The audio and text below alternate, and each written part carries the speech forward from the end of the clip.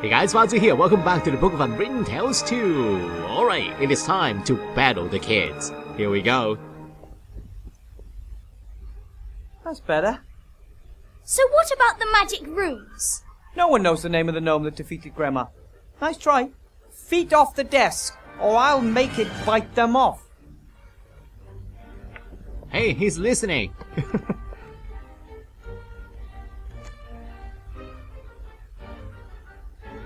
Enough with history of magic. Let's cast some spells. Fairy games. Doesn't sound bad, right? Whoa.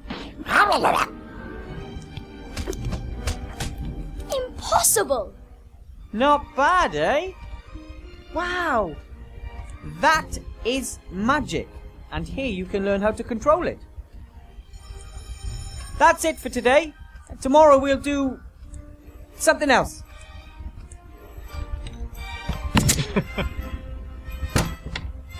Hey, who is this?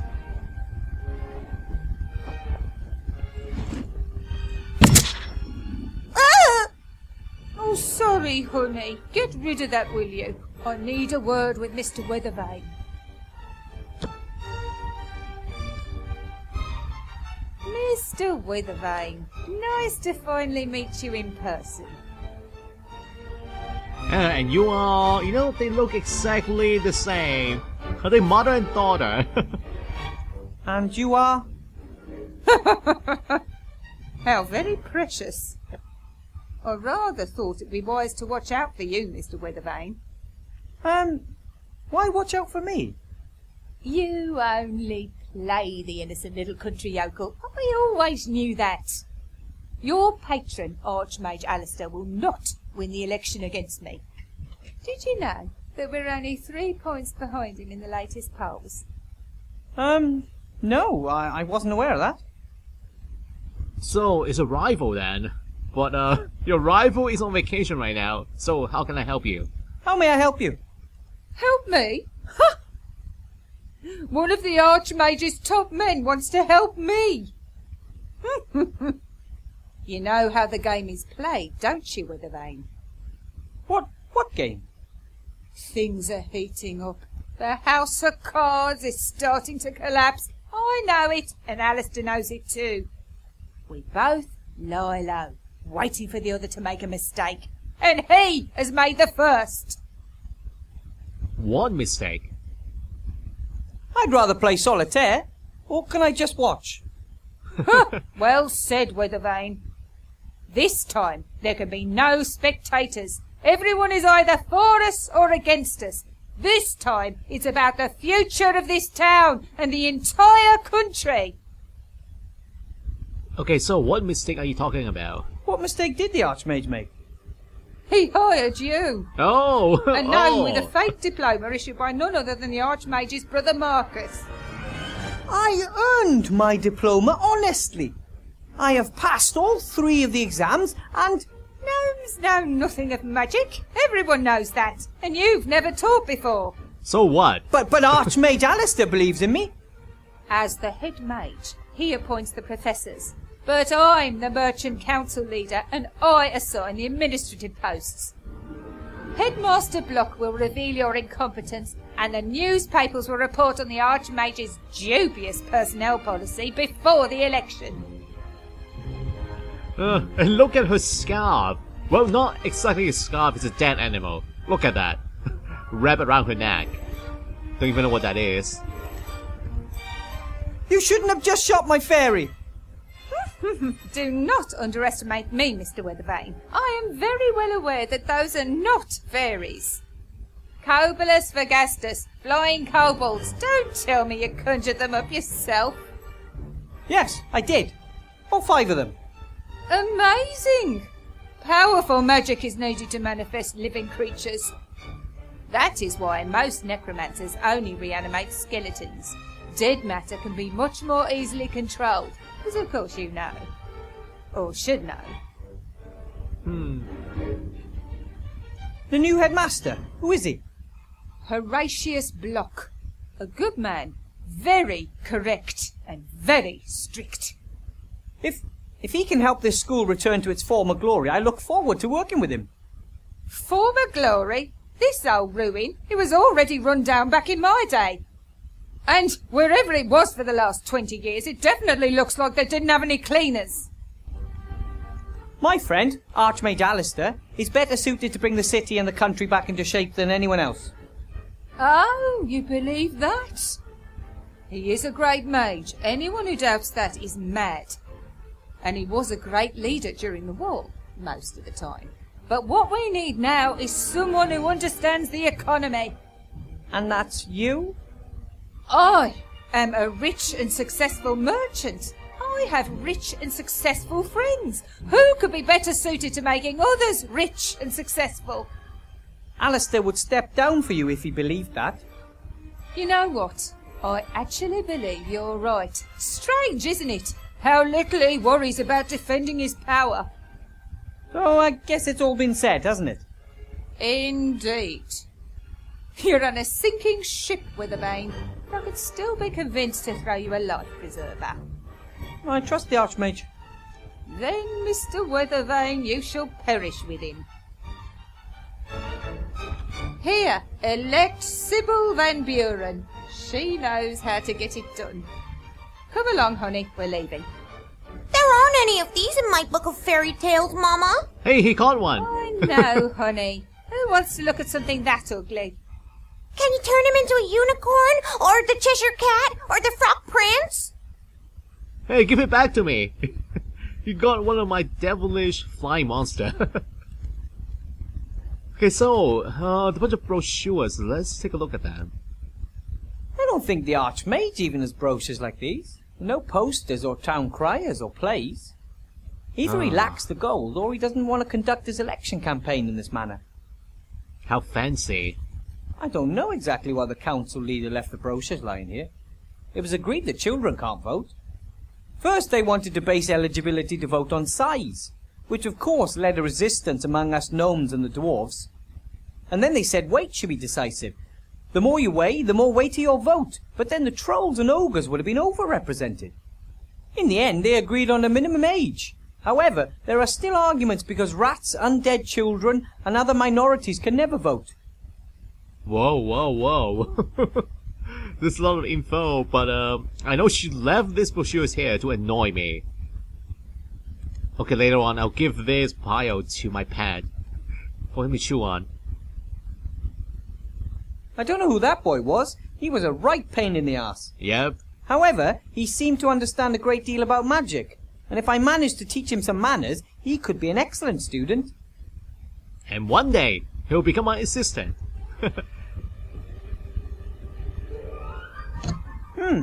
Generations of students have left their mark, especially in the form of little pictures and sayings carved into wood. Here's a particularly long one. For all drifters and troublemakers, condemned to write the same sentence on the board over and over again, no problem. Cast the automation spell on the piece of chalk and it does it all the work for you. Bartholomew. Hey, aye, that's cheating. Pretty clever though. The spell carved into wood down there, I'll just write it down. Hey, that means I got a new spell. Wow. Any more? Nope, cannot access that anymore. What about this one?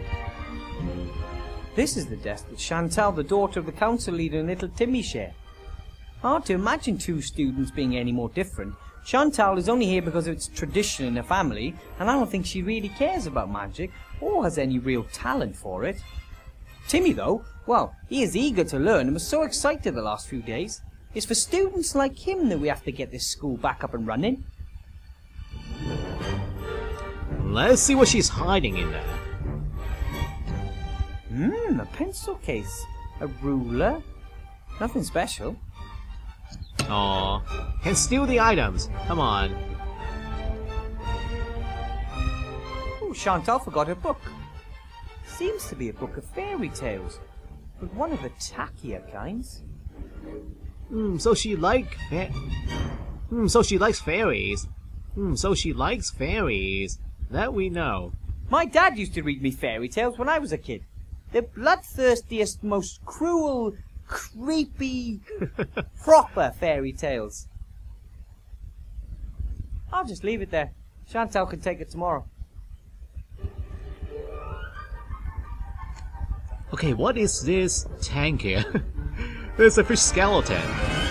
When the school disappeared 20 years ago, obviously no one looked after the animals. Oh. Expected consequences, really. So, it has been there for 20 years. Poor skeleton.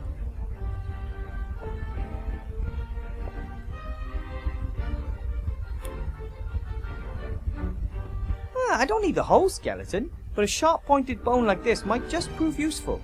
Ooh, perhaps a lockpick. It appears they wanted to replicate the fish's natural habitat as exactly as possible, including miniature treasure chests, just like the ones frequently found in the sea.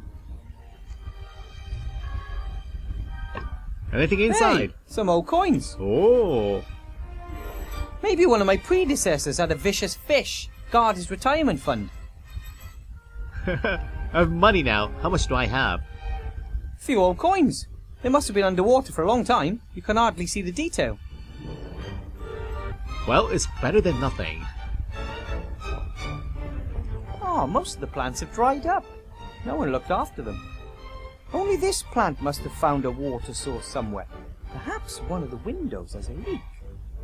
Yeah, it looks quite menacing. It gives you hope to know that something beautiful and peaceful has survived in this gloomy building. Ah! Ugh. Are you kidding me? Beautiful and peaceful. Yeah, right. Looks poisonous and evil.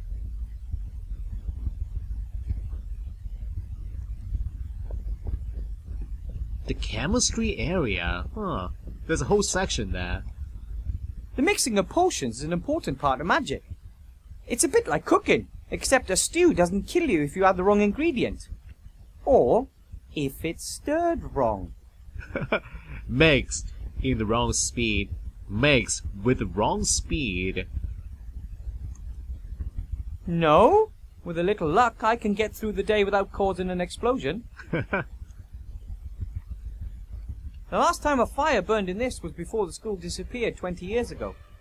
And even if I could, I shouldn't start a fire in it anyway. The flue was broken, and the smoke would fill the entire classroom. A little ash, but also some unburned waste. Here's a sheet of paper. Another book page. Or, more precisely, another folded sheet of paper upon which 4 pages have been printed. When I look at the page numbers on the first sheet and on this sheet, it seems there are at least 5 sheets missing. Huh. Maybe it's a recipe book. Or a spell book. Even better.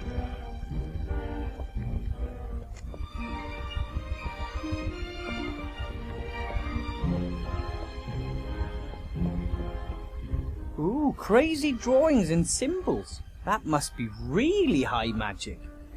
Only the wisest mages can understand all that.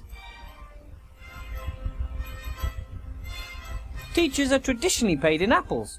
I got this one myself, because I didn't want to spend my first day without an apple. I wanted to ask the Archmage whether good teachers can expect any other form of payment than apples. But when he showed me the beautiful contract with the seal and all that, it just didn't seem to be the right time to talk about gold. Wow, I'm easily satisfied. And what is this machine? Unusual. This device looks more like ordinary engineering than it does magic. Most magical devices have lots of golden parts, elaborate decorations, and bells and whistles, just the way the mages like them. This one could easily come from a gnome workshop. What does it say? The apparatus that corrupted student Allardyce. A warning to those who do not want to accept the limits of magic. What does that mean? It seems a student by the name of Allardyce made this apparatus and it brought him grief. I don't know why. Compared to the things lying around back home in Gnome Hole, this apparatus doesn't look particularly dangerous. You know, maybe he got trapped inside. Alright, and there's a skeleton here inside a cage. I suspect that some sort of strange magical creatures were kept in the cages. Students, for example. Oh boy, maybe it's fake. Hey, that thing is swarming the skeleton. The little fellas look like they've got nothing but mischief in mind. I hope they don't get into too much trouble. They're ugly, but I summoned them. Therefore, there is a special bond between us. Oh, a bond to the pet. Oh, oh, oh. Blurb.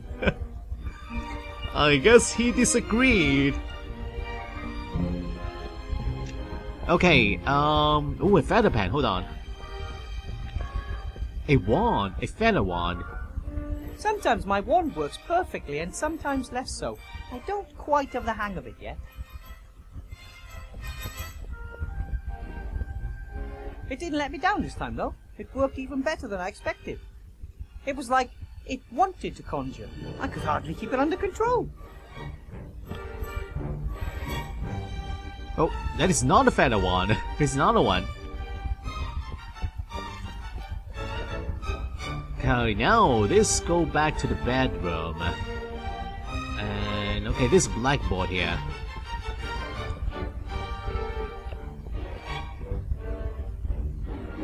Introduction to magic, sheep breeding and care, statistics. That seems to be some kind of timetable. Maybe that's the one that I have to follow then. Well, as long as I'm the only teacher, most of these subjects won't get taught. Oh. Oh, anyway, it's time to get out of the classroom. Let's see what's outside.